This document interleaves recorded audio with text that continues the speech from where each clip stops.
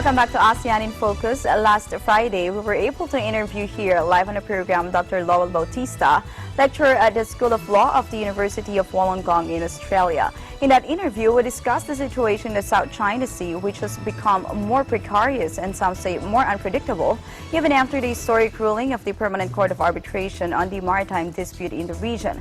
Friday's live interview was cut short due to time constraint, and so today, we're going to give you the continuation of that interview. Take a look. All right, we continue our interview with Dr. Lowell Bautista, lecturer at the School of Law of the University of Wollongong in Australia. In our past episode, we tackled the prospect our country faced after the South China Sea dispute. Now we continue to analyze the way forward as we talk to Dr. Bautista. All right, sir, welcome back to the program. So the South China Sea ruling was handed over after President Aquino steps down and we have a new government, we have a new administration rather, and as we can see there's a different stand on these two administrations. So do you think it's we are in a better position having Duterte being a little more diplomatic, I guess, or just so I thought? Definitely. So you can see a very clear departure in terms of foreign policy. We see a shift in the new administration. It's more conciliatory, more friendly, more amicable towards China, as opposed to the more aggressive position taken by the previous administration of Aquino. I think that sends very good signals to Beijing, and Beijing has responded very positively. So if you ask me, the shift in foreign policy is actually good for the country, because it's not really the time to further humiliate China, but actually to, as President Duterte said, give a soft landing for everyone. And so the no taunt, no flaunt policy, the call for sobriety, they will all do us very good.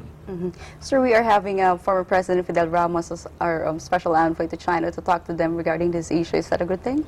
I think it's a good thing that we let the people who know China intimately do their job. I'm not familiar with I'm not sure who this person should be, but we should be sending people who intimately know China, China's culture, China's psyche, and then if the president thinks that's former President Ramos, then we should send him. If it's someone else, then we should let these people do their job. So do you think it's better if we go to some other factors first before really talking about South China Sea dispute or maritime claims? Instead, we go to some other areas like the people-to-people exchanges, some educational relations to them, I guess, other areas of bilateral relations with China? That's a very good point, because if you look at the bilateral relationship between China, it's not just long, it's more comprehensive than just our claim to the South China Sea, which means this is just an aspect of our long-standing relationship. There are other things going on in the background, and even as this dispute is at the forefront, all these things still continue, which means we should be looking at it from a broader perspective and not escalating the issue any further.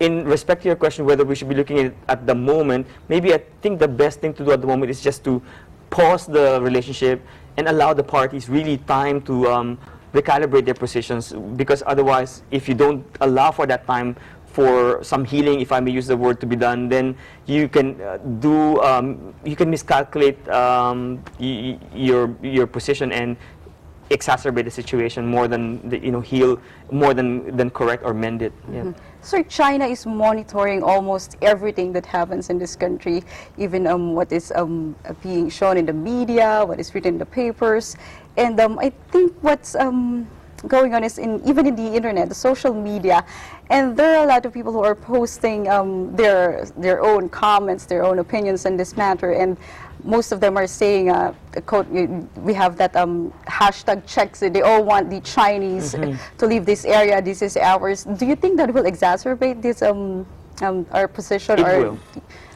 Because there's really no point to be had to do that, because we already have the legal victory, which means our position is unassailable. We have rights to the waters, which the court said are rightfully ours. The people should also exercise restraint, just as the government has done that. So we should take the lead from our president, who is very magnanimous, very graceful in our victory, and really take the cue from him, which means we should also restrain ourselves from any jingoistic statements or call for war, or there's no need for that. And in fact, it will not benefit us. And so we should restrain ourselves from that kind of rhetoric. And as I said, the same with China as well. Sure, of course, we have to admit that not everybody is familiar with diplomacy, and most of those who do not understand these things, they are saying that we are instead of being patriotic, the government, Secretary Yasay, President Duterte, it looks to them that these people are siding with China. How do you think we should educate these people and explain to them that no, this is actually, we are on the right track on dealing with the South China Sea issue? So I can see how that perception is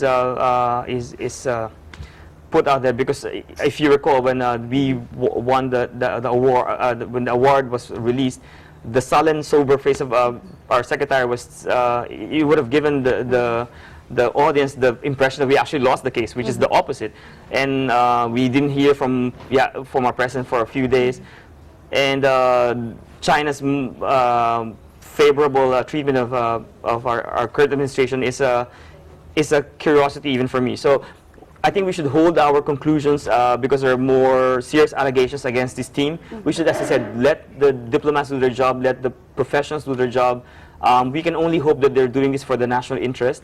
And in due course, everything will be revealed. If there are really serious allegations that they are beholden to China, or China has exercised undue influence on them, I believe it will all be revealed in due time. So in the meantime, we should give them the benefit of the doubt and just let them do their job.